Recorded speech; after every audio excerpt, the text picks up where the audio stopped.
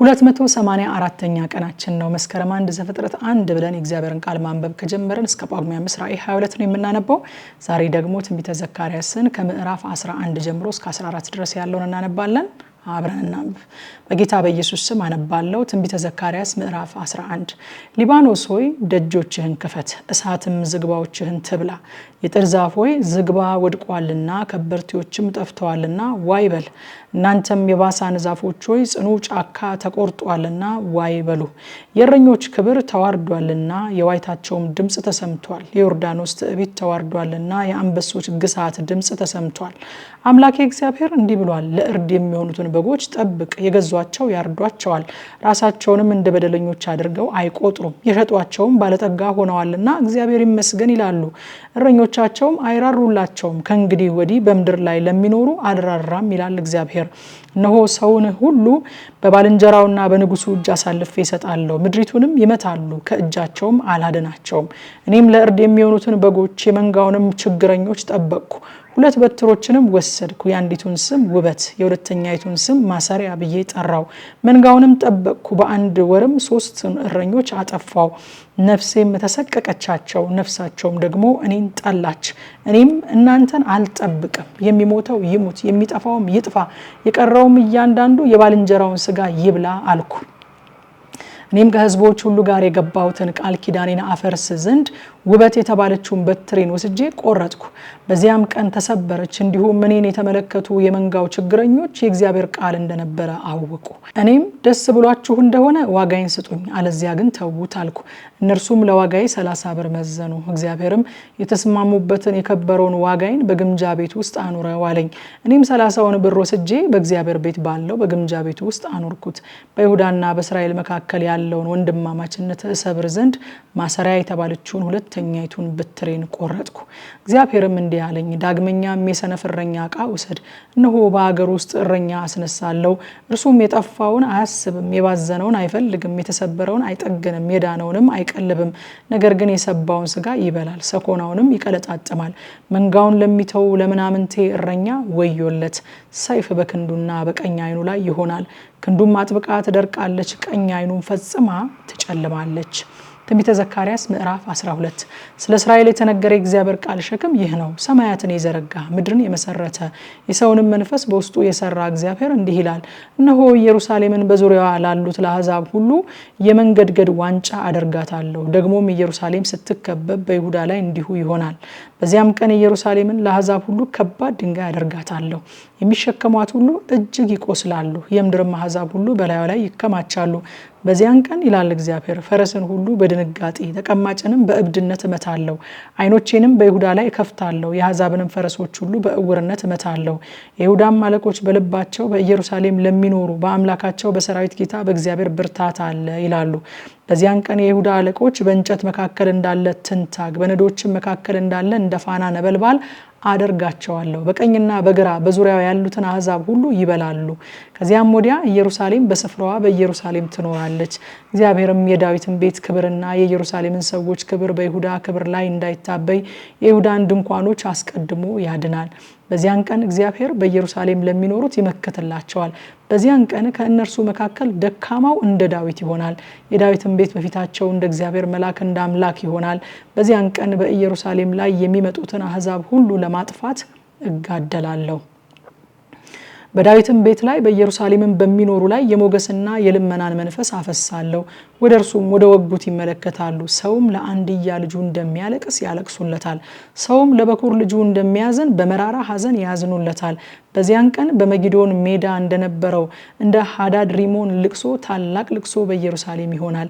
ምድሪቱም ታለቅሳለች፣ እያንዳንዱ ወገን ለብቻው፣ የዳዊት ቤት ወገን ለብቻው፣ ሴቶቻቸውም ለብቻቸው፣ የናታን ቤት ወገን ለብቻው፣ ሴቶቻቸውም ለብቻቸው፣ የሌዊ ቤት ወገን ለብቻው፣ ሴቶቻቸውም ለብቻቸው፣ የሴሜኢ ወገን ለብቻው፣ ሴቶቻቸውም ለብቻቸው፣ የቀሩት ወገኖች ሁሉ እያንዳንዱ ወገን ለብቻው፣ ሴቶቻቸውም ለብቻቸው ያለቅሳሉ። ትንቢተ ዘካርያስ ምዕራፍ 13 በዚያን ቀን ለዳዊት ቤትና በኢየሩሳሌም ለሚኖሩ ከኃጢአትና ከርኩሰት የሚያነጻ ምንጭ ይከፈታል። በዚያን ቀን ይላል የሰራዊት ጌታ እግዚአብሔር የጣዖታትን ስም ከምድር አጠፋለሁ፣ ከዚያም በኋላ አይታሰቡም። ደግሞም ሐሰተኞችን ነቢያትና ርኩስ መንፈስን ከምድር ላይ አስወግዳለሁ። ማንም ደግሞ ትንቢት ቢናገር የወለዱት አባትና እናቱ አንተ በእግዚአብሔር ስም ሐሰትን ተናግረሃልና በሕይወት አትኖርም ይሉታል። ትንቢትንም ሲናገር የወለዱት አባትና እናቱ ይወጉታል። በዚያን ቀን ነቢያቱ ሁሉ ትንቢትን ሲናገሩ እያንዳንዱ ስለ ራእዩ ያፍራል። ያታልሉም ዘንድ ማቅ ልብስ አይለብሱም። እርሱ ግን ከታናሽነቴ ጀምሮ ባሪያ ሆኜ የነበርኩና ገበሬ ሰው ነኝ እንጂ ነቢይ አይደለሁም ይላል። ሰውም ይህ በእጅ መካከል ያለ ቁስል ምንድነው ይለዋል። እርሱም በወዳጆቼ ቤት የቆሰልኩት ቁስል ነው ይላል። ሰይፍ ሆይ ባልንጀራዬ በሆነው ሰው በእረኛዬ ላይ ንቃ ይላል የሰራዊት ጌታ እግዚአብሔር። እረኛውም ምታ በጎቹም ይበተናሉ፣ እጄንም በታናናሾች ላይ መልሳለሁ፣ በምድርም ሁሉ ላይ 2 ክፍል ተቆርጠው ይሞታሉ ይላል እግዚአብሔር። 3ኛውም ክፍል በእርሷ ውስጥ ይቀራል፣ 3ኛውንም ክፍል ወደ እሳት አገባለሁ። ብርም እንደሚነጥር አነጥራቸዋለሁ፣ ወርቅም እንደሚፈተን እፈትናቸዋለሁ። እነርሱም ስሜን ይጠራሉ፣ እኔም እሰማቸዋለሁ። እኔም ይህ ሕዝቤ ነው እላለሁ፣ እርሱም እግዚአብሔር አምላኬ ነው ይላል። ትንቢተ ዘካርያስ ምዕራፍ 14 እነሆ የእግዚአብሔር ቀን ይመጣል፣ ብዝበዛሽን በውስጥሽ ይካፈላሉ። አሕዛብንም ሁሉ በኢየሩሳሌም ላይ ለሰልፍ ሰበስባለሁ። ከተማይቱም ትያዛለች፣ ቤቶችም ይበዘበዛሉ፣ ሴቶችም ይነወራሉ። የከተማይቱም እኩሌታ ለምርኮ ይወጣል፣ የቀረው ሕዝብ ግን ከከተማ አይጠፋም። እግዚአብሔርም ይወጣል፣ በሰልፍም ቀን እንደተዋጋ ከእነዚያ አሕዛብ ጋር ይዋጋል። በዚያም ቀን እግሮቹ በኢየሩሳሌም ትይዩ በምስራቅ በኩል ባለው በደብረ ዘይት ላይ ይቆማሉ። ደብረ ዘይትም በመካከል ወደ ምስራቅና ወደ ምዕራብ ይሰነጠቃል፣ እጅግም ታላቅ ሸለቆ ይሆናል። የተራራውም እኩሌታ ወደ ሰሜን እኩሌታውም ወደ ደቡብ ይርቃል።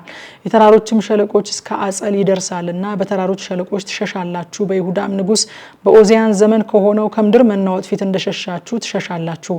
አምላኬ እግዚአብሔርም ከቅዱሳኑ ሁሉ ጋር ይመጣል። በዚያን ቀንም በረዶና ውርጭ እንጂ ብርሃን አይሆንም።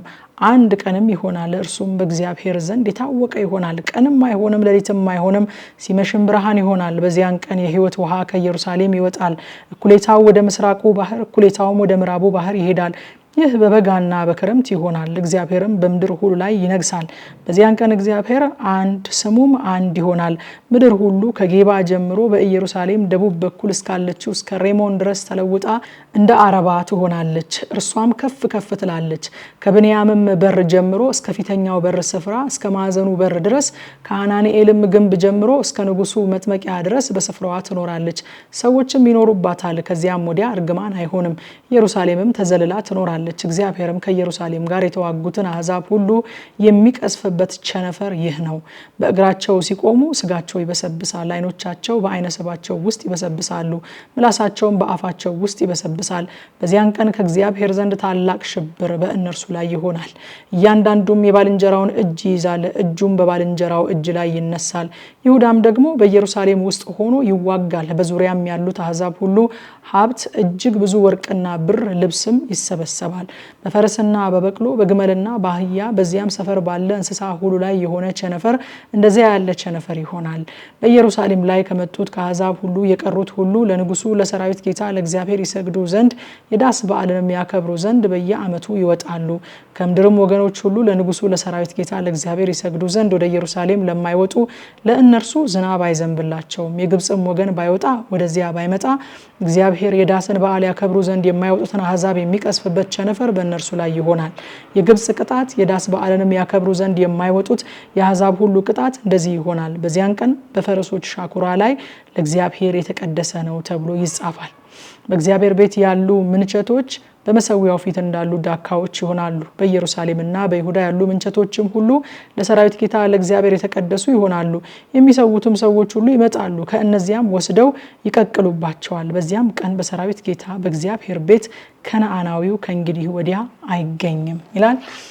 አሁን የተነበበው ክፍል በቀጥታ ስርጭት በቲክቶክ እና በቴሌግራም ገጻችን ማታ 3 ሰዓት በኢትዮጵያ ሰዓት አቆጣጠር በጥልቀት ይጠናል። ኑና አብረን እናጥና።